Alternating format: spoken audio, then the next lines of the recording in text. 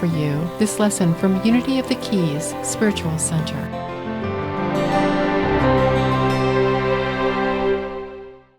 I actually live in South Virginia now. I moved from Kansas City here just a little over a year ago. The last time I came, I was living in Kansas. Yes, I'm a dad. I'm a dad of three who are watching one of the Godzilla movies downstairs. Just so you know, not quite tuned into the same kind of piece we are. I've been a citizen for UK, a US citizen for about 3 years, lived in the country for almost 14. I am a soon-to-be author, and the next time I'm with you all, I hope to be holding my book for you. So anyway, I think more the point is why do I do what I do? You know, why do we do what we do? And why I do what I do and get up every day and do it is I want anyone I come across, one or 100 people, to feel themselves to a greater depth, to know themselves to a greater depth, and if at all possible, to be able to see themselves in another person. And there's so much in that. There's so much in that. I am a holistic practitioner. Sound and vibration is one of my leading modalities. But truly, when I get to the why, it's all the same thing. Even before I begin, I'd like to acknowledge it is the closest Sunday to September 11th. I think all of our lives changed all of our lives changed forever that day 24 years ago, I believe it was. And I think rather than rather than maybe stopping all of this and dedicating and devoting a prayer, words, I found some words I just wanted to share, which is from Ebony Williams. She said, the greatest form of activism is to be a living example of the type of people you'd like to see walking this earth. And I think that's the greatest prayer in any moment we can give. That's a devotion to the people that lost their lives that day in such a devastating occasion. Let's be the type of people that can change the world, whatever that means, whatever that means. It is a long year we're all having this year, 2025. There is a written and an unwritten rule that we do not discuss politics in church, and I shall not. I shall not. I'm also aware the elephant in the room is growing bigger and louder. And while I am not going to discuss politics, I'm looking at the world and I look at sacred texts. I've got one right here. Look at the sacred texts and I think, gosh, we are living in similar times to these people that we've read about in the Old Testament, the New Testament. We're living in times like that, you know. And and so with that in mind, it's important not to look away, also not to get lost in fear, but to find oneself, right? I'll say again, why do I do what I do? It's so that people can find themselves in the midst of. And so I give you this talk today, which I've called the Bridge of Light. The Bridge of Light, right? And the concept of a bridge showed up in my journey like straight away. You know, that point when you start taking your spiritual path seriously. Well, for me, the concept of a bridge was right there. A teacher of mine, she had a modality called the Manti, and that was about bridging heaven and earth. Beautiful work. My first center, which was in Kansas City, a beautiful little place, I called it the bridge as well. I think it's just a metaphor that works. And so if I'm speaking to a challenge of the times or the day or whatever, it's that I see people feeling scared and powerless. I see an invisible, imperceptible adversary that's sort of getting magnified. I see disconnection, I see division. And all of these, right, they're all undefinable. They're hard to pinpoint and they're continual. They're ongoing. They're always there. Now, I could leap in straight away and say, well, hey, so is God. I think too soon, dude, too soon. We'll get there. We'll get there. Because, I think these things have to be named so that we can process them and so we can move them rather than touching on something and leaping away as we do. The metaphor, the spiritual metaphor of a bridge, okay, is to stand between worlds. It's to be that connector, right? Between differences, between conflicts, to bridge understandings. It's to navigate challenges, create paths where none existed before. I've been the guy that rented a car in Miami and drove to come and see you guys 3 or 4 times. I appreciate the bridge. It's about choosing connection over separation, and even when that's difficult. Have a willingness to bear light in the spaces that need it most, embodying love and wisdom. And the daily word, which Kevin read so beautifully, bravery, boldness, freedom, often it isn't an easy choice. And so if you look at an actual bridge, if I take it away from metaphor for a moment, an actual bridge, what does it do and why is it needed?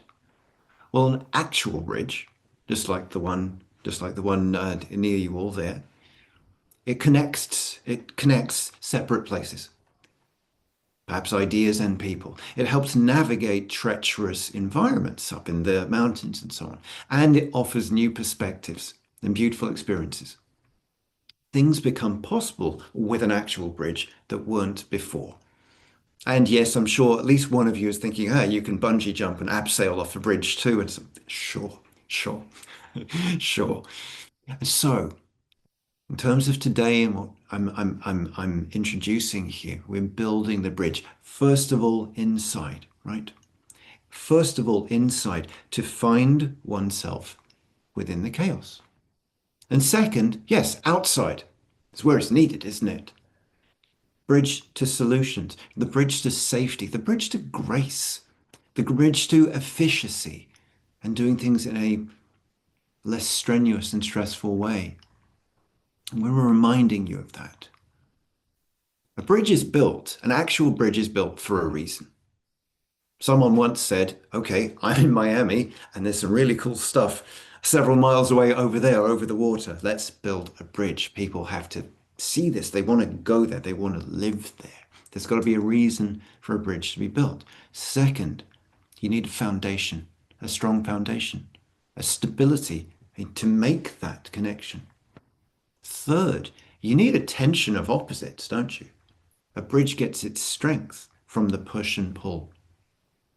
And then fourth, last, you need a path to walk. What use is a bridge if you can't walk or drive or ride across it? But look at humanity, look at any of us, look at me, look at you, right? Frustratingly enough, we seem to need some pain in our lives to make changes. We need a problem to become big enough to do something about it. Got my kids downstairs. Every morning, brush your teeth. Every morning, brush your teeth. They've not yet reached the point where it is a point of shame to have bad breath. And one day they will. And on that day, they will brush their teeth of their own accord. And I make a facetious example there. But really, that example is the root of anything that we change in our lives, any perspective, any change of state, any change of living, being, behavior. We don't pay attention until something affects us personally. And it's often in the midst of change, like this year, like this week. It's often in the midst of change we discover wings we never knew we had, as it said. And so here's a time for a very brief pause as I ask a rhetorical question, a self-answering question. Do you need a painful change to make you shift something for the positive? Do you need that? Do you need to wait for that? Can you choose? Can you elect of your own being? Now, it's very normal in life that we are balancing opposites, right? You just think about it. We'll have balance between thinking and doing, or theory and practice, right? Or healing and coping, right? And then if there is love without leadership, or if there is kindness without boundaries, you get disrespect. If there is providing without presence, you get emotional emptiness. If you get tact without honesty, you get manipulation. So it's very normal that we've got this balance of opposites, that we've got these two attributes that we're sort of juggling together. And then usually there will be a tension of opposites, just like a bridge. I think really to walk through these times, this threshold of years that we are in right now, we have to get used to that discomfort. We have to get used to the tension, to the tension. It is a doorway to growth. And you know, the other side of growth is beautiful. The other side of bravery, boldness, and freedom, the other side of that uncomfortable choice, as Kevin was saying, is beautiful. It's expansive. Everything we need is there. How could it be any other, right? But it is very normal that we all have a situation in which two things are hard to reconcile together, whether it's inside or outside. I'll share for myself some things I've been uncomfortable recently. I have some I have lots of very, very dear Iranian friends. I also have family in Israel. It's tough. It's tough. And you have yours. You have yours. Maybe it's in your family. Maybe it's in the community. Maybe it's work. Maybe it's all of those. Maybe it's all of those. But everything is a mirror. Everything is a mirror. And then you think about the foundation of the bridge, right?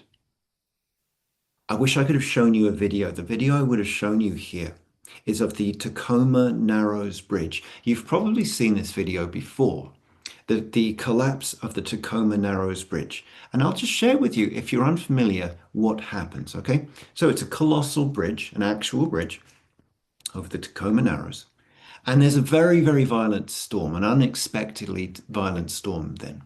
And so what happens is the bridge itself begins to shake, and then more and more. And then the road itself, it hits this point and it turns into a standing wave, right? And then it collapses. For me, as someone that works with sound and vibration, I see a point of resonance there. It reaches a point of resonance, it shakes, and then it collapses. But that's actually not the point I want to make. The point I want to make is the foundation was not appropriate for the conditions it was built in, and a new one, a far, far stronger one that was and is appropriate and will stand the test of probably centuries, has been built in its place. I wish I was evolved and elevated enough to say, let things go around you, detach, let things crumble. New things will come in their place. I wish I was that detached. I'm not. I'm not. I have human emotions. I can at least entertain how new things happen and come, but I have my own challenges as well with that. And do you know why? You know why? Because I, as everyone else, face the same challenge, which is self-preservation. That, we could overcome that. Our world changes, our culture changes, this country changes.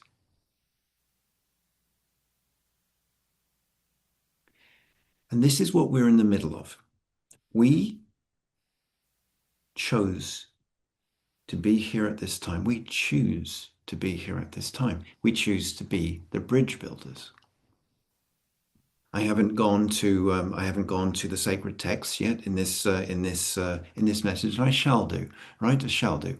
In John 14:6, he says, "I am the way, the truth, the light." You all know that one. And for me, that is about being a bridge to yourself. In the 19 inches between the head and the heart, all the answers are found. Do we want to make that journey? I'll say again, self-preservation, perhaps despair, anything that makes one close down, right? And Mother Teresa would say, be kind anyway, show up anyway, give anyway, listen anyway. In the Talmud, Pirkei Avot, it says, in a place where there are no men, be a man. Now, obviously, that's not about gender. Obviously, it's not. It's the concept of maturity, which applies equally to any gender, doesn't it? But in a place where people are not being of their own responsibility, their own sovereignty, sometimes you have to be the one that does. You have to be the one that shows it's possible. You have to be the one that reminds everyone else. You have to be the one that lays the first brick of the bridge so people remember that they are carrying a brick, and can place their own brick to build the bridge, as we shall do all together. I think it's vitally necessary that we all expand beyond our limitations. Again, the Talmud says, he who is wise learns from everyone. He who is wise learns from everyone. Now, obviously, I, as all of you, was pretty saddened by the news this week, the loss of Charlie Kirk. I am personally not a fan. But what I understand, what I get from all of that,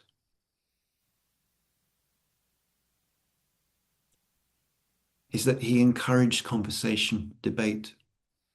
Whether that is true or not, it is what people are taking from it now. It is the positive of what people are taking from it, amongst everything else. That is what they're taking from it. He who is wise learns from everyone. Can we do that?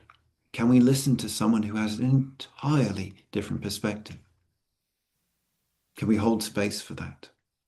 Can we hold our own frame with that? Wisdom expands beyond our personal limitations. Isaiah 54, enlarge the place of your tent, stretch your tent, open the curtains wide and do not hold back.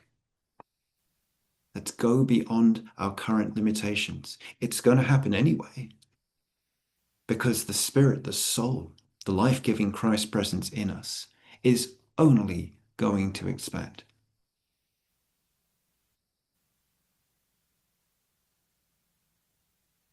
How can you be a bridge? How can you do that? How can you do that? Well, first of all, it's for yourself, isn't it? It's for yourself. You have to start there. You have to start there and connect the different realms within you.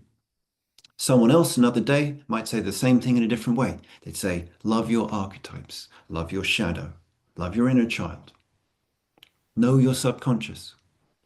But I will say, know your pain, know your shame, know your light. It is all you. It is all a part of you. And it couldn't be any other way. It simply couldn't be any other way.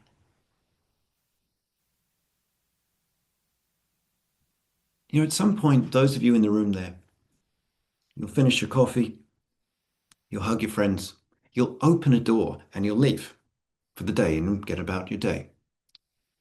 And the point of opening the door, walking through, closing it behind you, it's seconds, isn't it? Barely 2 seconds to open a door and walk through. And metaphorically, people will avoid that. Will avoid that for 10, 20, 30 years.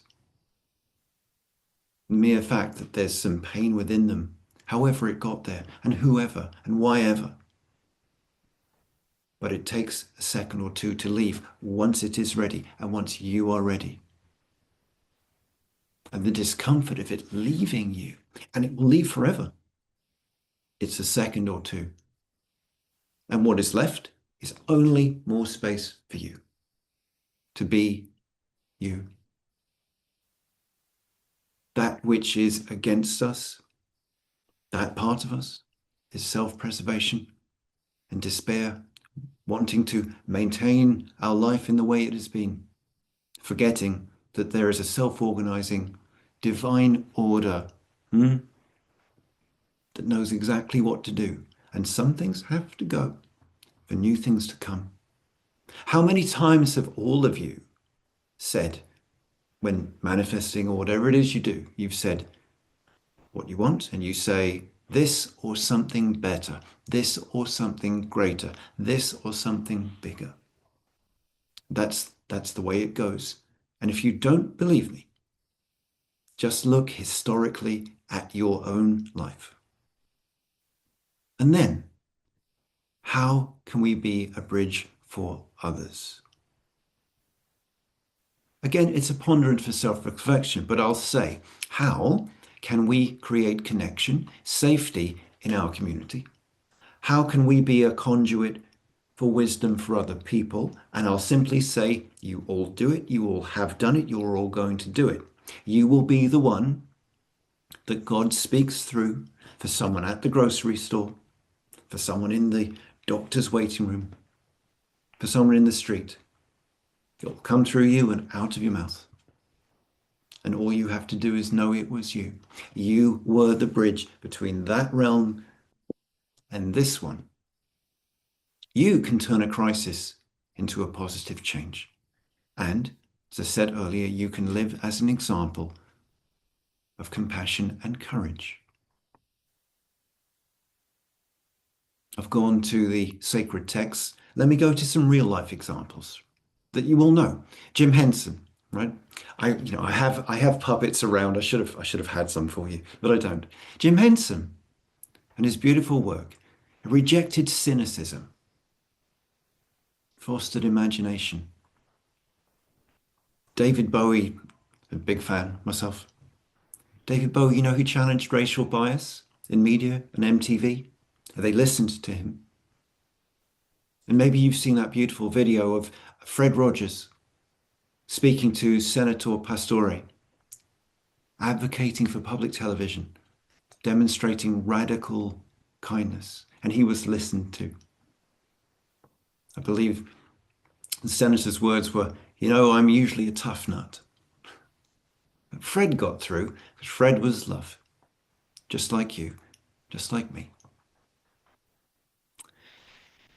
To begin bringing this to conclusion, because I'd like you to have something you can take home, work with, that can be yours maybe. Every bridge builds another one, isn't it?